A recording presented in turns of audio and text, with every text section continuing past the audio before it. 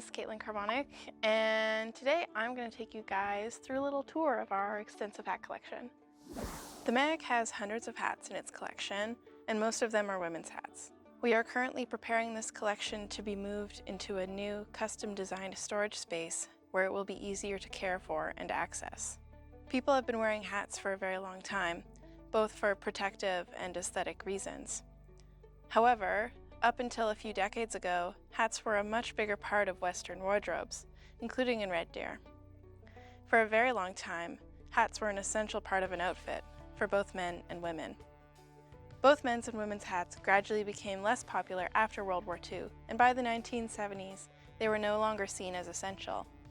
People began to see them as interesting but outdated objects, and that is one reason why they donated them to museums. We have a great deal of hats from the 50s and 60s. They are such interesting objects that people did not want to throw them out, even though they no longer had a use for them. So now we have them.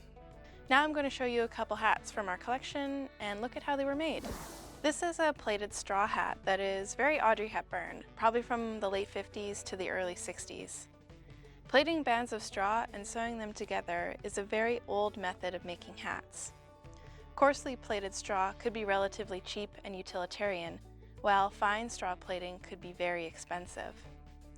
This hat has a dramatic shape and uses two colors of plaited straw to emphasize its circular, elongated proportions.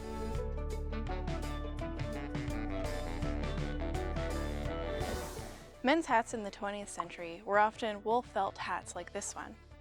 Shapes and proportions vary depending on the era, but shaped felt was a readily adaptable material for headwear.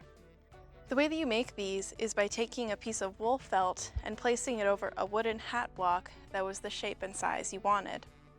Then you can use a very heavy-duty iron to steam it down to fit the block. Then you can add things like the hat band and any trimmings. This is a woman's hat from the 50s that is also made of felt, but in a different shape, showing how using a different hat block will give you different shapes. This hat is meant to sit on top of the head and has fake flowers and brown hat veiling.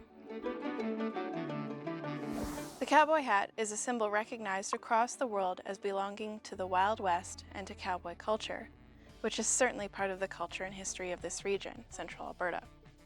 The origins of the cowboy hat are uncertain.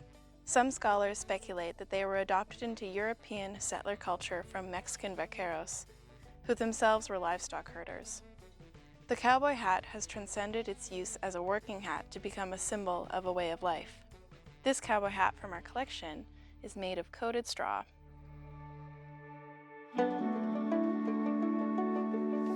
This hat from the 1960s is meant to fit close to the head and is entirely covered in feathers. Feathers have been a big part of millinery for hundreds of years, and when demand for hats was very high, particularly in the late 19th and early 20th century, the demand for feathers was so high it began to have a very negative impact upon certain bird species. Obviously, millinery uses all sorts of feathers, but it especially loves colorful and rare ones. As this was before a lot of environmental protection measures, some species were very negatively impacted by the demand for their feathers. There's a podcast specifically about this that I highly recommend, called the Dress Podcast by two dress historians.